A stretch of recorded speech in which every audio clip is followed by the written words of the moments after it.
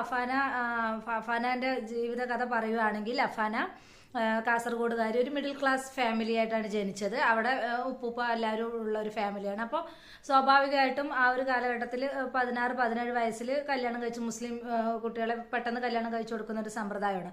അപ്പോൾ എല്ലാവരും സ്വാഭാവികമായിട്ടും അങ്ങനെയാണ്.